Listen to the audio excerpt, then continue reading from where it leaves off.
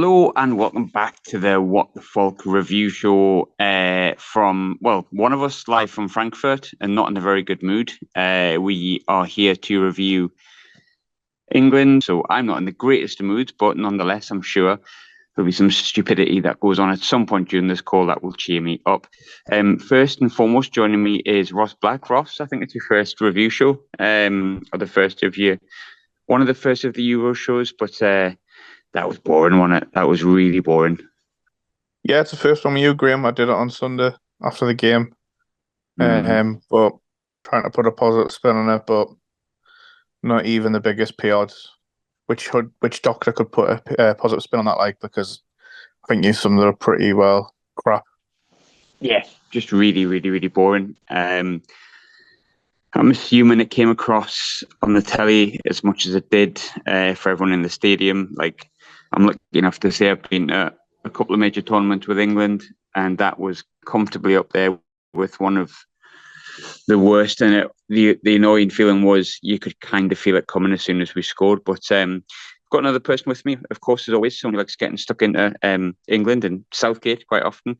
Brad Sharp. Brad, I think quite obviously you're not going to feel much better than me and Ross did. But how are you? How are you feeling in the aftermath of the 1-1 draw against Denmark? I'm raging, mate. Absolutely fuming. I switched off from our club 30 days before the Euro started and the build-up for this tournament. To be treated to two games like that, it's shite. And there's people saying, "Oh, but we're still sat at the top of the group." I'm sorry, Gator to be sat top of this group. It's now special. No, I'm not happy with it, mate. And I'm not happy with Southgate. And if you could sack a manager mid-tournament, I would. Ivory Coast done it and went and won the AFCON. So he's a joke.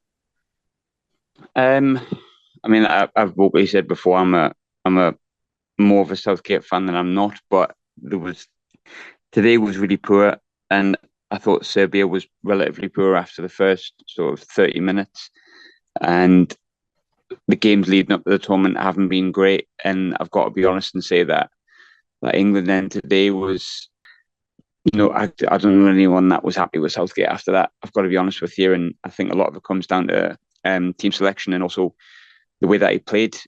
Ross, there's probably quite a few situations you can look at and pick apart, but where do you really think it went? I mean, it sounds weird because we've qualified basically. We've got a draw against Denmark who made the semis of the last tournament, but I think it's hard to dress that one up. Where do you feel, Ross, that Southgate at the minute, from team selection to tactics, is getting it wrong?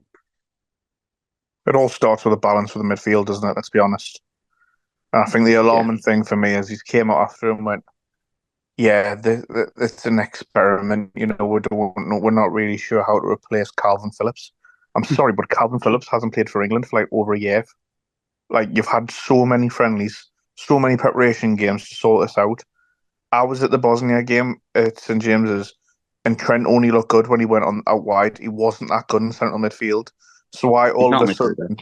Yeah, so why all of a sudden he decided that he's the man in there now? When you've got three players really, Gallagher, Maino, and Wharton, who are better and actually are centre midfielders who would complement Rice better. And yeah, you can give Southgate benefit of the doubt for what he has done. This has always been lingering about his conservatism and how we can't control games, and that's the issue. The press was all over the place, and today I think it proved that the players don't know what to do regarding the press because they're arguing amongst themselves. You should be going, you don't, and it's absolutely stifled all our creative players. Because I know you can look at them and go, well, some individual players had stinkers, but when you look at the talent we have and how much freedom they get when they play at the clubs and how much they express themselves, to then look an absolute shell of that in an England shirt, I'm sorry, but that just doesn't. That's not due to individuals not wanting it.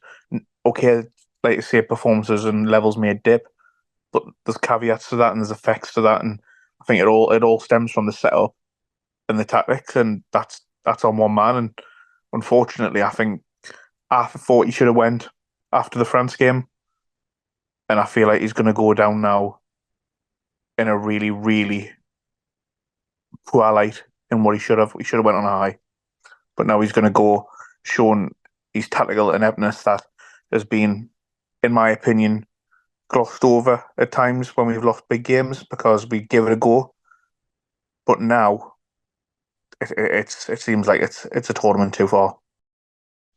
Just for balance, I suppose, Brad, because I've got to be honest and say I feel similar to Ross, and I've been like Southgate's teams have given me better memories as an England fan than any other manager before, and there's loads of things that I like about this team, togetherness, the quality we have there, good young players coming through, and I feel a lot more positive about England than I have done in decades, to be honest. Probably since Euro '96, but I think I do feel like this is like just it's going to come to like a crappy ending. But just for balance, Brad, we had similar against Scotland in the last Euros. We were pedestrian, I think is the word I'll use, and it was boring. We drew 0-0.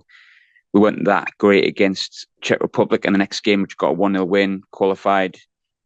Then we beat Germany, and then all of a sudden we were in a major tournament final and a penalty away from winning it, which we know we didn't, but we were close. And kind of you forgot about that Scotland game. On the flip side of that, Brad and whatnot, and I'm not saying that I think this, I'm just looking at balance. Is this just one you write off and just you have to improve against Slovenia, and then maybe you get the last 16 and, you know, Southgate's done it before, can he do it again? Or do you think does it just feel a little bit like Groundhog Day and you're losing confidence that we're going to get anywhere in this tournament? We haven't got a choice to try and forget it, have we? Because it's not going anywhere yet. No.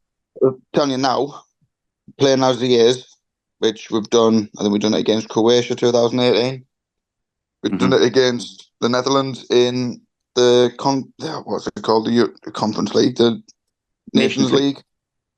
Done it against them. Then we've done it against Italy in the Euros. This is not down to the players. This comes down to the manager. And I'm telling you now, on playing like this, which is instilled in them, first decent team we come up against was on the plane home. That's genuinely how I feel. He should have been pedalled back when we got beat off Croatia, to be honest. I'm feeling that deflated about it. I'm not a fan of him at all, mate. So I can't even offer my balance on it. That's just how I feel. And I thought the interviews after the game were very telling, particularly Kyle Walker's. Because the BBC I haven't reporter, seen them yet, to be fair. I don't know if you've seen the BBC reporter. I mean, she asked Southgate, Kane and Walker all the same thing. Why do you always go defensively? And they tried to bat it away, but Walker was like, yeah, but if I was to bomb forward and then I get caught out of position, the goal comes from my area, then that's going to look bad on me. And that seems to be the mentality that's being drilled in by Southgate, because he does it week in, week out for City. He did it for the goal today. If he didn't do it today, we didn't score. So if you listen back to that, because you don't see that fear in like to me, Foden had a couple of like flashes, but we were talking amongst ourselves, us and a few lads who all watch different teams weekly, so we have no real like bias towards Foden, sort of pro and con. I was next to Sheffield United fans and Arsenal fan, but Foden just looked like A, he didn't know what he was doing, and B, that he was terrified to do anything wrong. And there was other players like that, and I feel like I don't see that when I watch them with City. And I mean, there was one point where Trent Alexander-Arnold got the ball and drove forward, and it was exciting, and he just didn't know what to do. And he seemed to panic over whether he got the decision, whether he was going to get the decision to pass it to whoever he would pass it to, or keep going forward or shoot. He seemed to panic. Trent Alexander-Arnold doesn't do that for Liverpool. Foden doesn't do that for Man City. So there's the common denominator, because they're different clubs they play for, and they come and play for England, and they seem to all freeze and panic under one man. Look, we might go on and win the Euros somehow. And I look like a right moron here. But I'm telling you now, I cannot stand Gareth Southgate. How we got the England job to start with, he relegated Borough, was only second in the Championship. Then when in England with 21s, ended up getting the England He's job. done a lot of good stuff though as well. For balance, I'm not being. he's also taken us Yeah, but I'm further not being than any disrespectful other. or anything. Mick Beale's got a better CV than him. Nah, In coaching, he does. no one does. He's got a better fake Twitter account maybe, but that's about it. Like I think Southgate's had his merits. I really do. But like he's taken us further in my lifetime than any manager has. And I think, him as manager, I was at the Germany game, Denmark game, some of the best nights of my life, and they came because of Southgate and his tactics. So I will give him his due for that. But I just feel like in the here and now, I mean, we talked about that replacement for Calvin Phillips, and Ross, I want to throw this one at you a bit. We had the argument, whereas Dave said basically put 10 men up front, which is, like Dave wants to see more attacking football. We talked about maybe just putting Declan Rice across the middle, and can he just mop things up? Can we go with Foden and Bellingham both in the 10s, and then Saka on the wing, and then Gordon or Eze or whoever on the left? Trent Alexander-Arnold's not been the answer, but I like Calvin Phillips as a player, and I thought he did a good job for England, but I think there's players in there that can do what he does and better. But Southgate's comment about Calvin Phillips, Ross, like, I don't think he's going to go and play like Bellingham and Foden in 10 and put like Gordon or Eze on the left. And he's going to play those two holding midfielders. And he says we're missing a Calvin Phillips replacement. Like, I quite rate Calvin Phillips, and I thought he was good for England. But is Mino and potentially Wharton not better, and also offer you to get even better than what they are already because of their age? Like, why take them? Why bother taking them? That's it. Like, what's the if point? You're not going to even like play them. No, I totally agree. Like, you look at the squad that he's picked, like Cole Palmer and Anthony Gordon have wide attacking players in the Premier League this season, and they haven't had a kick of the ball yet. Mano, unbelievable, alongside other midfielders of Man United winning the FA Cup. Wharton, absolute revelation. He's picked Wharton over some experienced players in there, and he hasn't. Today we're crying out for control. We're crying out for control on Sunday. We've got no control in that middle of the park.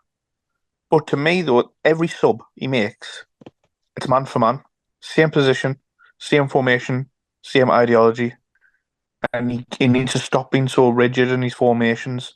But it's clearly not working with the individuals we've got, so he's got to get the best out of these individuals in a shape that's best for the whole team. And at the moment, it's not doing that. We've got the individual talent, so now it's up to him as a manager to go, right, let's work it out. He has done the past. He started off with a back three, remember? And wing backs, and he had all that. He evolved into a 4-3-3, and now it's more like a 4-2-3-1. It's like this is for him and his coaching staff. They've got to realize now, right? This is what we thought was going to work. The last two games hasn't worked, but at the same time, we're doing it from a position of strength where we got 4 points. So we've kind of got lucky in a way there. So now this is where you need to go from a position of strength. And to me, he's got to have trust in the whole squad. So I think now it's time for them to really be given an opportunity, and for Southgate to he's got to change it. Like the shape with the personnel we have doesn't work, and it doesn't get the best out of our better players, and that's on him. He's done it before, where he has changed it, and as we mentioned it's been mentioned in the past, we've had results not go well. I remember after the Scotland game, the Euros, going, bloody hell, we're not going to win this. The World Cup's the only second game we won, and that's because we played Panama. And we're on about teams who are bad. Jesus, I think Brad's Sunday League team could beat them, and that's saying something, isn't it, Brad? He's putting his thumbs up for the audio listeners. But yeah, the last time the USA, I remember how bad that was. I was like, Jesus, and then we went and put in two good displays. I know it was against Wales and Senegal, but it was two good displays, and we're one penalty kick away from a penalty shootout against the champions of the world at the time in France. So I just hope it follows that same pathway. But yeah, there's nobody coming out watching that thinking, yeah, we'll be all right, because the plethora of talent we've got to put in a performance like that. And to me, the biggest concern is we haven't controlled one spell of a game. One spell of a game against two attritional teams. I think Denmark were good and they've got some decent individual talent, but if you can't control games against them, then I think that's where the trouble is. The midfield connection to the front line. To be honest, I think the back line have actually been our most solid aspect, which is what we were all worried about before. Yeah, he was good again. Yeah. Pickford pulled off a couple of good saves. To be fair, I don't think Trippier and Walker defended that badly at all, really. No. Stones had a bit of a dodgy... But like, we're never really... I'll get my words out. The positions we were getting put into weren't because of any defensive mistakes. It was from the lack of control and the lack of protection from the midfield. And that's where it all stems from. So, yeah, it's a big couple of days for Gareth Southgate and his coaching staff, because they've got a lot to work on. And what do they do? Do they make changes? I think individual changes have got to, but I think we've got to change shape, and we've got to stop being so rigid with this obsession with 4-2-3-1. We've got to have a bit more fluidity in there. Brad, he made 3 subs today that were all like for like. Bowen, Eze, Watkins, which was a bit of a bizarre substitution for me, because I think Saka was the only one that was like running at anyone really. Kane to me doesn't look 100% fit yet, so I think he might need a bit more minutes in his legs. But if you were to put on one player ahead of Saka, or ahead of Kane, or ahead of Foden, which is who he took off, I like Eze. I think Bowen's been relatively impressive in the last game. But Brad, surely you look at Cole Palmer for one of them. And if you're not looking at Cole Palmer, without kind of going into club biases, you would look at Anthony Gordon. Why is neither of them had a look in the first two?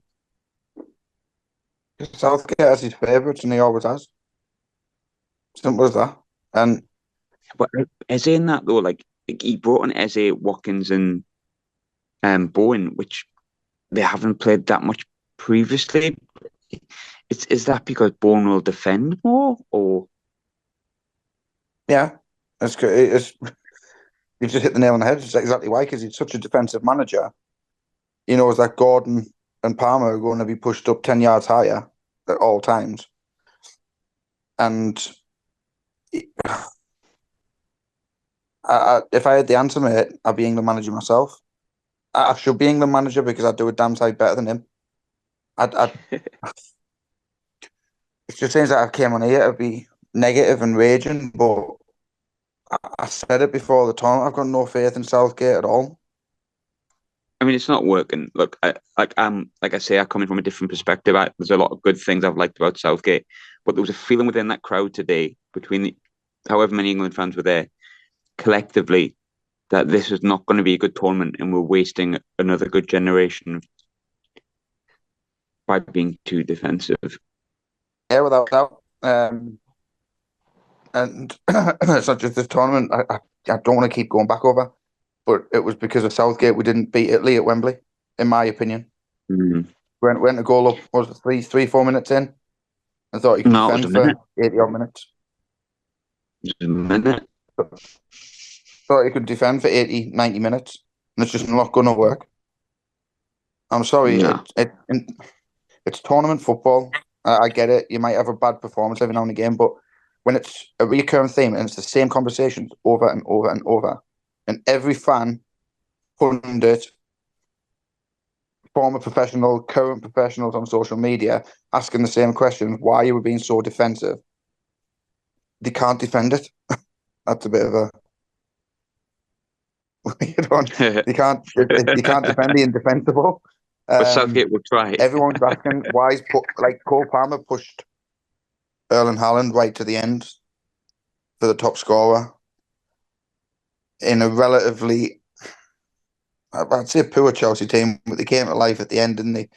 Yeah. And Anthony Gordon, and like you say, we'll put bias aside because we're purely on an England podcast. Anthony Gordon, for me, was in the top 5 players in the Premier League this season. Yeah, they're fantastic season.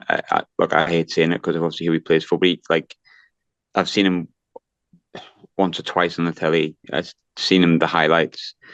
I've seen him in the flesh against us, and I'm not going to lie to you. Sunderland fans might not want to hear this, but he terrified me every time he got the ball.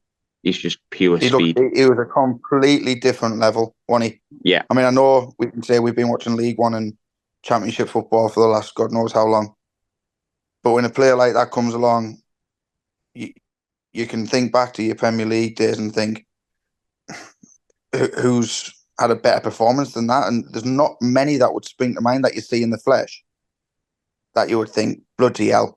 And he was phenomenal against us. But I know, there is the caveat that it was against a Championship team.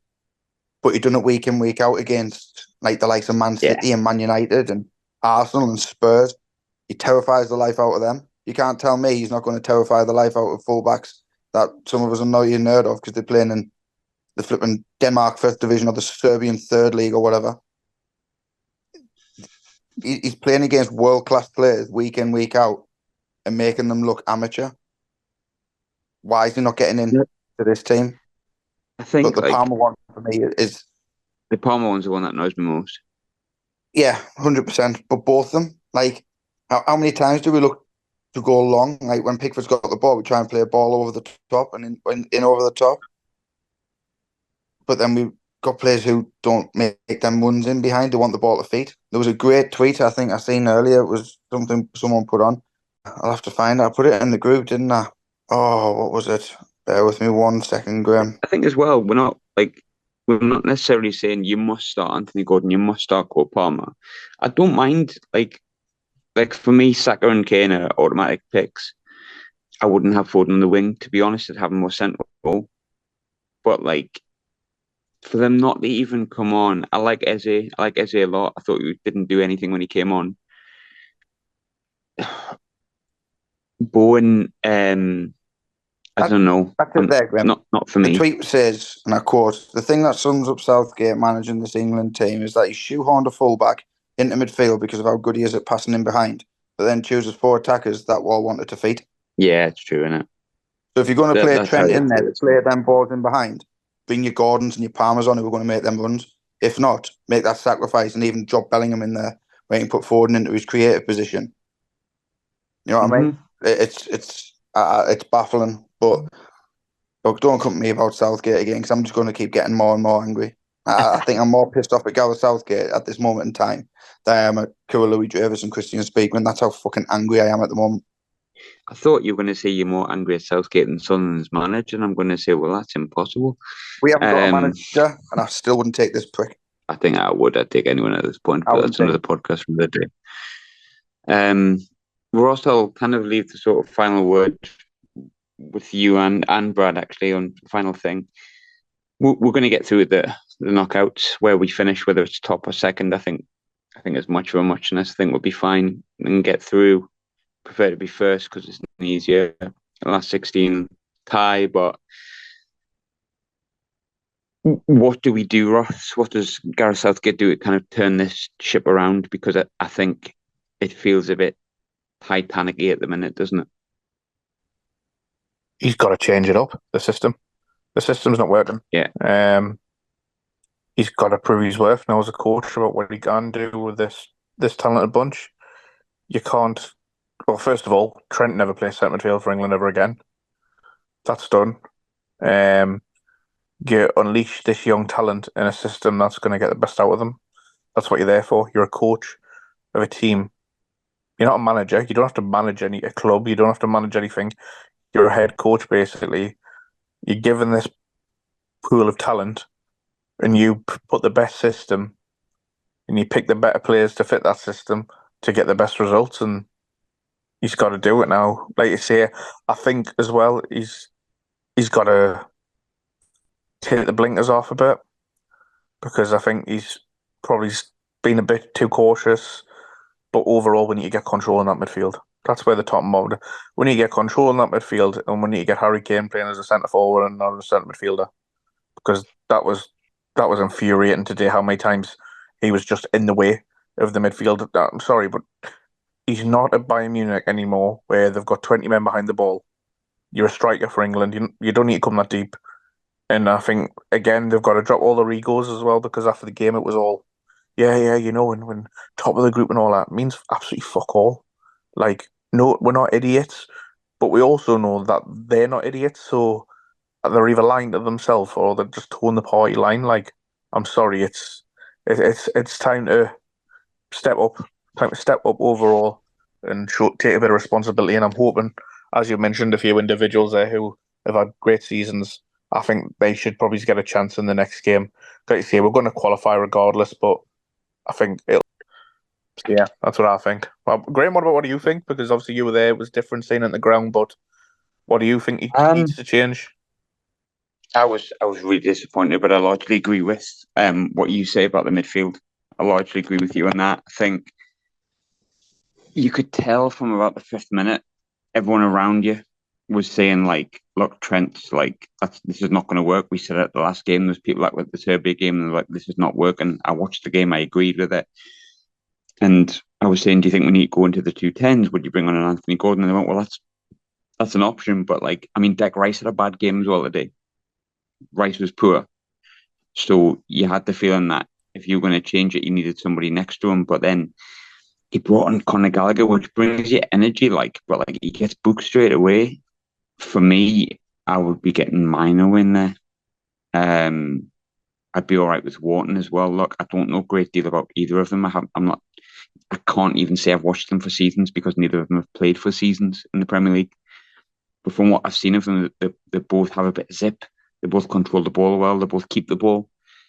And I think overall, I just want to stop us watching when the ball comes out. Our back four walking forward. That pissed me off the high heaven today. I was bored. I'm at a major international tournament. I should be absolutely buzzing. I should be flying and enjoying myself. And I just didn't today. It was really boring. And it was like Sunderland versus Stoke.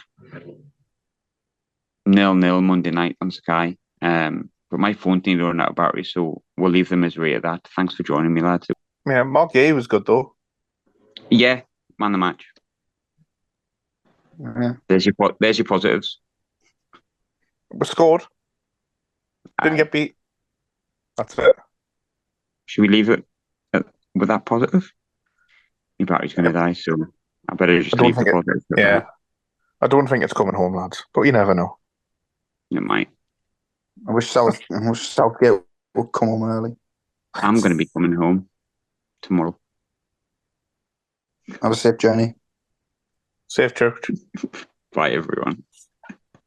Goodbye. Like and subscribe. Don't bother.